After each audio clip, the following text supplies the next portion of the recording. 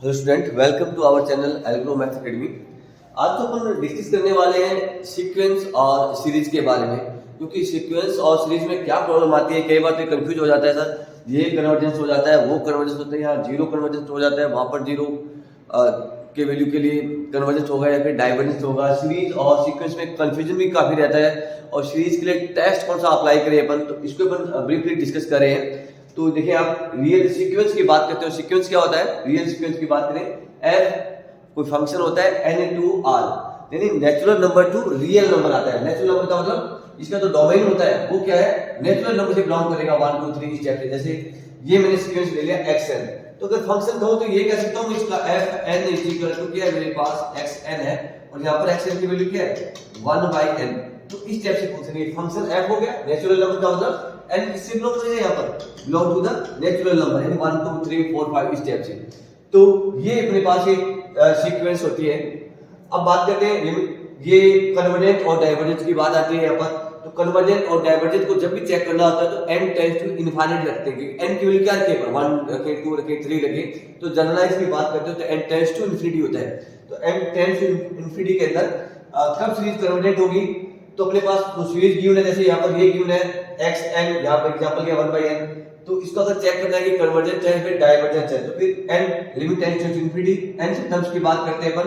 अगर इसकी value finite आती है, क्लियर है, फाइनाइट का मतलब 0 1 2 3 जो भी है वैल्यूज है, तो फाइनाइट आएंगे, इनफाइनाइट नहीं आए तो उसको अपन कहेंगे सीरीज सीक्वेंस कैसी है, कन्वर्जेंट है। तो समेशन ऑफ एक्शन ये वाला एग्जांपल ये है, तो ये सीरीज कैसी n टेंड्स टू इन्फिनिटी रखेंगे तो 1 पर इनफाइनाइट क्या होता है 0, तो ये सीरीज कैसी होगी 1/n, ये कन्वर्जेंट। तो कन्वर्जेंट का मतलब ये फाइनाइट वैल्यू आए। अब डाइवर्जेंट की बात करें, जस्ट ऑपोजिट रहेगा इसका, क्या रहेगा, या तो प्लस इनफाइनाइट आ जाए या फिर माइनस इनफाइनाइट आ जाए। तो इस टाइप की सीरीज को अपन कहेंगे सीरीज सीक्वेंस कीजिए डाइवर्जेंस। तो देखो यहाँ पे एग्जांपल है 2n² आ गया, या किसी भी टाइप में n आ गया, क्लियर है। तो ये सब सीरीज सारी होती है, वो क्या होती है, डाइवर्जेंट होती है, क्योंकि n टेंड्स टू इनफाइनाइट रखेंगे अपन तो उसकी वैल्यूज क्या आ जाएगी, इन्फिनिटी आ जाएगी, प्लस इनफाइनाइट या माइनस इनफाइनाइट आता है तो उसको अपन कहेंगे सीरीज डाइवर्जेंट। एक ऑक्सीलेट भी होता है, जहां पर वैल्यूज है फिक्स वैल्यू नहीं आती है, लिमिट यूनिक नहीं आती है, प्लस माइनस आती रहती है, तो ऑक्सीलेट होता है, नहीं आपने। एवरी कन्वर्जेंट, यहाँ पे देखो, every convergent sequence is bounded. कोई भी सीक्वेंस अगर कन्वर्जेंस हो रही है तो वो बाउंडेड होगी, यानी उसकी अपर लिमिट होगी, क्या होगी, जैसे 0 आ गया तो बाउंडेड होगी, and is also have the unique limit. Unique limit आनी चाहिए, तो वो क्या होगा, कोई भी कन्वर्जेंट सीक्वेंस अगर कन्वर्जेंट है तो बाउंडेड होगी, उसकी यूनिक कोई लिमिट होगी, क्लियर है। जैसे यहाँ पर बाउंडेड है और 0, और इसकी लिमिट क्या आ रही है 0 आ रही है, तो इस टाइप की लिमिट को अपन कहेंगे। अब यहाँ पर बात करते हैं सीरीज की। तो सीरीज क्या होता है, सीक्वेंस का अगर सम करते हैं तो अपने पास सीरीज जनरेट हो जाती है। Series is the sum of the terms of a sequence, यानी आप देखो समेशन लगा दिया, पहले यहाँ पर समेशन नहीं था, समेशन मतलब सबको ऐड कर देंगे, प्लस प्लस प्लस। जैसे अभी अपने पास वैल्यू थी ना xn इज इक्वल टू अपने 1/n लिया था, अगर मैं यहाँ पर समेशन लगा दूं तो यहाँ पर क्या हो जाएगा, सॉरी 1/n हो जाएगा, यानी 1 प्लस का 1/2 1/3 इस टाइप से। तो ये क्या आपकी मेरे पास एक सीरीज बन गई। सीक्वेंस और सीरीज में थोड़ा सा डिफरेंस ये होता है कि जो सीरीज होती है उसके अंदर कोई रूल फॉलो होगा, जैसे देखो ये रूल हो रहा है ना 1/2 इंक्रीज हो रहा है इस टाइप से, तो कोई रूल होगा, लेकिन ये सीक्वेंस में कोई जरूरी नहीं है ऐसा। तो ये अब इसके अंदर भी कन्वर्जेंट डाइवर्जेंट की तो रहता ही है। तो कन्वर्जेंट सीरीज क्या होगी, इसकी यहाँ पर देखो आप, कन्वर्जेंट सीरीज की जब बात करते हैं तो उसके लिए एक कंडीशन है कि जो भी अपने पास वैल्यूज है, limit h tends to infinity रखे पर h टर्म्स के अंदर, u1 के अंदर, h का मतलब h टर्म्स के अंदर तो 0 आ जाए, तो ये इसकी नेसेसरी कंडीशन है। जरूरी नहीं है कि 0 आ जाए वो कन्वर्जेंट हो, लेकिन अगर 0 नहीं आई, मान लो लिमिट h से इन्फिनिटी रखा और उसकी वैल्यू 0 नहीं आई, तो ये कंफर्म है कि वो सीरीज कन्वर्जेंट नहीं है, फिर वो डाइवर्जेंस है। तो ये इसकी नेसेसरी कंडीशन है कि n टेंड्स टू इन्फिनिटी रखे तो u1 की वैल्यू क्या आनी चाहिए, मेरे पास 0 आए, तो ये इसकी फर्स्ट स्टेज कह सकते हैं। अगर ये ऐसा है तो वो कन्वर्जेंट हो सकती है, क्लियर है। अगर यहाँ पर 0 नहीं आ रहा है, कोई और वैल्यू आ रही है, कोई 1 2 3 स्टेप से, तब अपन कहेंगे वो सीरीज कन्वर्जेंट ही नहीं है, फिर आगे चेक करने की जरूरत नहीं है इसके अंदर। अब नेक्स्ट की बात करते हैं, देखो ये टेस्ट है अपने पास p series test. p series test में क्या होता है, देखो स्टेप है 1/n रेज़ टू p, और n अपन को वैल्यू है, n किससे बिलोंग करेगा, नेचुरल नंबर से। जो डोमेन होता है वो क्या होता है, नेचुरल नंबर। तो यहाँ पर n नेचुरल नंबर से, n की जगह 1 2 3 4 रखा आपने, तो ये वाली वैल्यूज आ गई। अब p सीरीज का मतलब क्या होगा, अगर p की वैल्यूज ग्रेटर देन 1 आती है तो सीरीज कैसी होगी, कन्वर्जेंट, और लेस देन इक्विवेलेंट आती है तब वो डाइवर्जेंट होगी, ठीक है। तो ये ध्यान रखिएगा। फिर एक कंपैरिजन टेस्ट है, कंपैरिजन टेस्ट, अब ये ध्यान रखना, ये तो आपको देख के अप्लाई करना है। P series test very important है, कंपैरिजन करेंगे तो वहां भी अप्लाई होता है। डी नंबर टेस्ट वहां भी देखते हैं अपन, तो ये P series test very important. अब कंपैरिजन टेस्ट क्या करते हैं, एक्स एन को लेकर सॉल्व आउट करते हैं, तो वहां पर एक ऐसी कंडीशन आ जाती है अपने पास, किसी एक को अपन फिर वाई एन ले लेते हैं अपन, तो यानी एक्स एन और वाई एन की वैल्यू एल कोई भी फाइनाइट वैल्यू आ रही है जो जीरो नहीं होनी चाहिए, नॉन जीरो होनी चाहिए।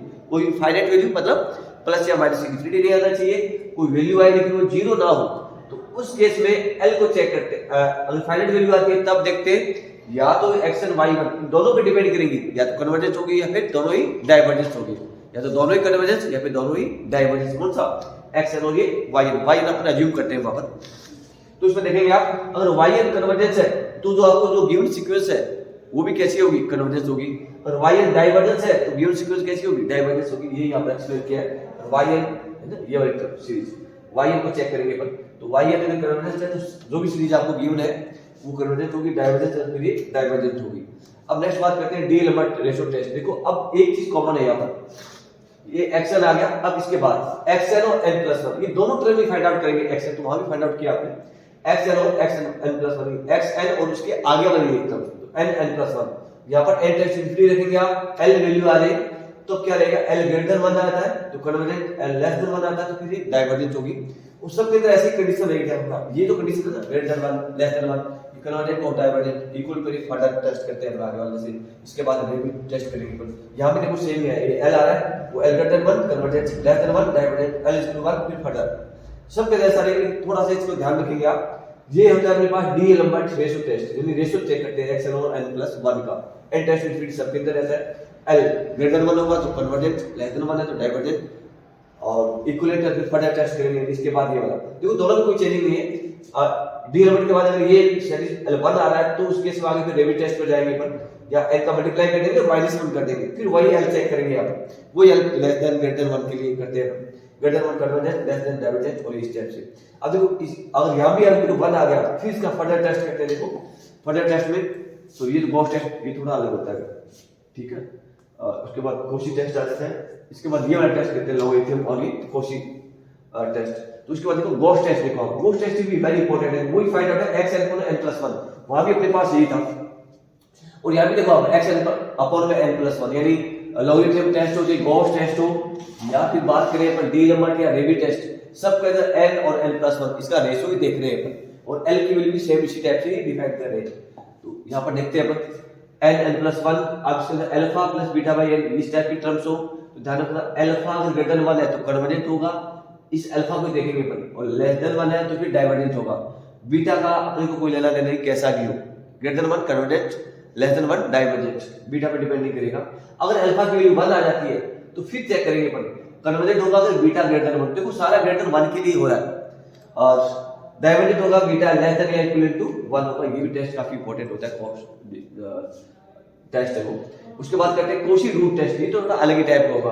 आपको जो सीक्वेंस आपको सॉरी सीरीज गिवन होगी वो इसकी पावर 1 बाई n के फॉर्म से कहीं गिवन होगा, या फिर पावर n होगा तो कहीं एलिमिनेट होगा 1 बाई n करने पर। तो इस टाइप की सीरीज हो तो फिर इसके अंदर कोशी रूट टेस्ट कराते हैं, लिमिट टेस्ट फिर x n 1 बाई n, यहां थोड़ा अपोजिट चलेंगे पर फिर मतलब यहां पर देखो अल्फा लेस देन 1 है तो कन्वर्जेंट है कोशी रूट टेस्ट में, क्योंकि 1 बाई n आ रहा है। अल्फा ग्रेटर देन 1 है फिर डाइवर्जेंट है, ग्रेटर देन 1 है इक्वल टू 1 है फिर फर्दर टेस्ट करेंगे पर।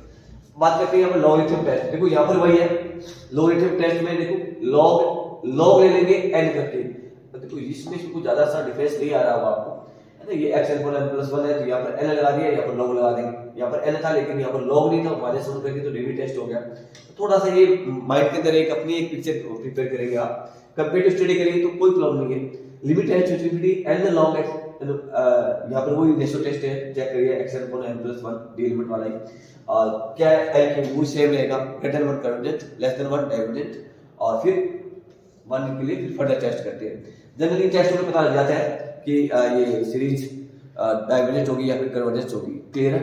और ये इंपॉर्टेंट भी है, एवरी एग्जाम के अंदर 10 नंबर का हाईएस्ट नंबर का जो न्यूमेरिकल के बेस पर आता है, नेट गेट के लिए भी वेरी इंपॉर्टेंट है। कोशी इंटीग्रल टेस्ट ये डिफरेंट होता है, इसमें क्या होता है आपके पास ये डिस्क्रीट टाइप का गिवन होगा डेटा, क्लियर, डिस्क्रीट है f1 f2 f3, तो उसको अपन कंटिन्यू में कन्वर्ट कर लेंगे। कंटिन्यू में कन्वर्ट करने का मतलब यहाँ फंक्शन का ऐसे लेना है, क्योंकि n की जगह यहाँ पर क्या है 1 2 3, ये 1 2 3 किसे बिलोंग करेगा, n बिलोंग टू द यहाँ पर नेचुरल नंबर है, तो n की जगह अपन x ले लेंगे fx, और कहां से स्टार्ट हो रहा है 1 से लेकर कहां तक इन्फिनिटी तक, वो उसकी लिमिट आ जाएगी 1 टू इन्फिनिटी, इंटीग्रेशन करेंगे तो फिर सीधा dx आ जाएगा।